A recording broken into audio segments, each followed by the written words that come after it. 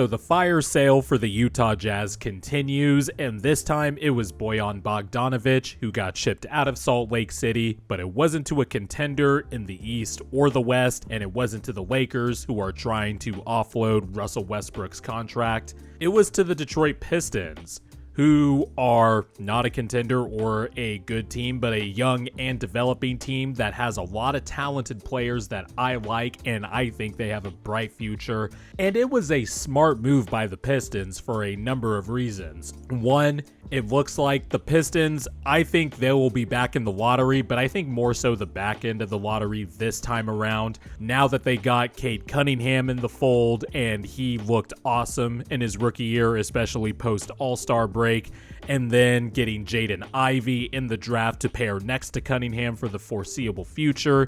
You still got Saddiq Bey. You drafted Jalen Duren. You traded for Marvin Bagley last year and you gave him an extension, but Marvin Bagley immediately started producing more efficient and better numbers the minute he got traded from Sacramento to Detroit. Playing off of Cade Cunningham really helped out Marvin Bagley. Now they have Bojan Bogdanovic, and I think it's a smart move because Bojan Bogdanovic is a really good offensive player. He's a really good shooter. He's someone who can attack a closeout.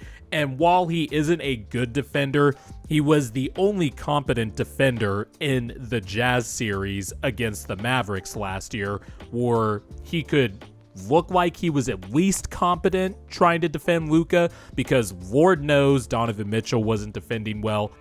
Mike Conley was old. Royce O'Neal, he's a solid defender, but if the Jazz's best defender was Royce O'Neal, you're kind of in trouble there. And Bojan Bogdanovic, he's 6'8", had the size, and at least defended Luka competently. At the very least, however, defense is not going to matter so much with the Detroit Pistons, but I think Bojan Bogdanovic is a good offensive player that can help the growth of guys like Kade Cunningham and Jaden Ivy. Adding a veteran like Bojan Bogdanovic, who is not only a vet, but a vet who is actually good, can do wonders for a young and developing team. I don't like it when teams that are in the Pistons position will go out and try to sign a vet that can't play, or when people who don't like teams who tank, who are anti-tanking media pundits, will be like, well, just sign a veteran. Well, you can't just sign any veteran. That veteran has to have cachet, not only because of his service time in the league, but also because that player was a good player or is a good player. And that is exactly what Bojan Bogdanovic is.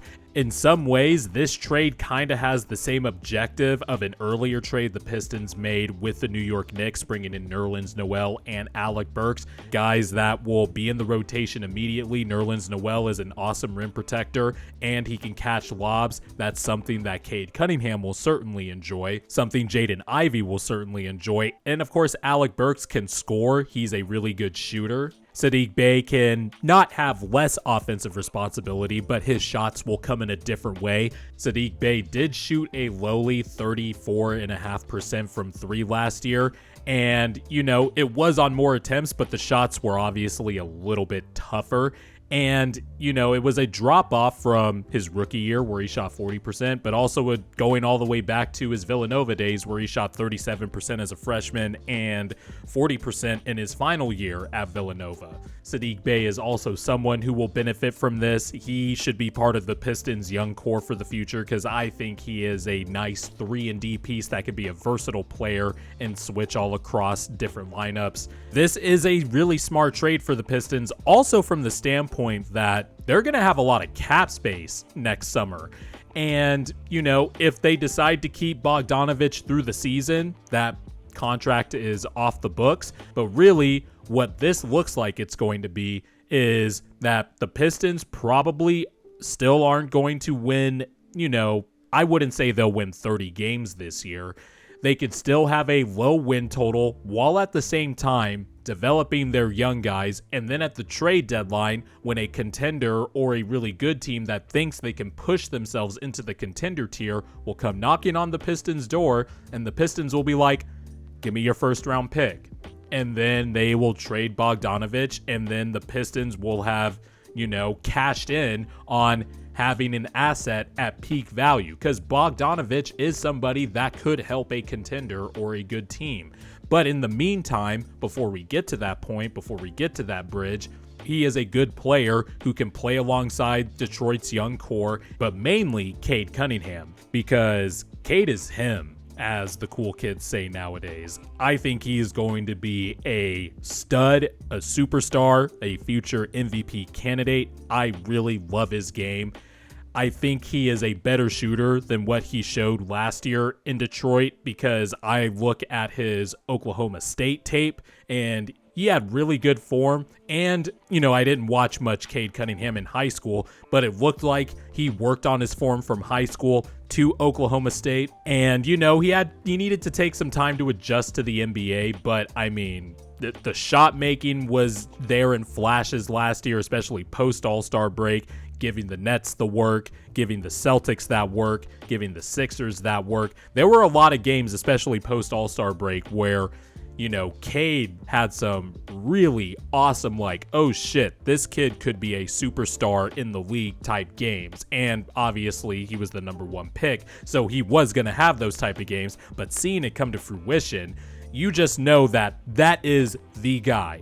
Jaden Ivy, I think, will be an all-star guard too. I really love his athleticism, his speed, his handle, projects to be a good shooter. But Cade Cunningham is the guy, and his development is the utmost importance. And how do you develop or fast track the development of somebody who is a franchise cornerstone like Cade Cunningham? You put players around him that will help him. And I'm glad the Pistons didn't make moves to just try to scratch and claw their way into the play-in. I think they are doing this the correct way, and yes, I'm sort of biased because the Sixers did the process before Brian Colangelo ruined fucking everything, but it looks like the Pistons aren't going to try to ruin everything by fast-tracking and doing the death by 1,000 cuts by cutting corners and just trying to add guys just for the sake of making the playoffs. The Pistons are building this organically. This is a good environment for Jalen Duren as well, because he's going to be playing off guys like Cade Cunningham, Ivey, Alec Burke can help some. Bojan Bogdanovic can help some. Killian Hayes, who looked comfortable coming off of the bench, he could probably step in and help as well. And, kind of build off of that and build his confidence up heading into this year. The Pistons have some awesome talent. I am curious as to what starting lineup they go with, because I know Pistons Internet has maybe talked about putting Isaiah Stewart at the 4 and pairing him with Bagley or Noel or even Duren.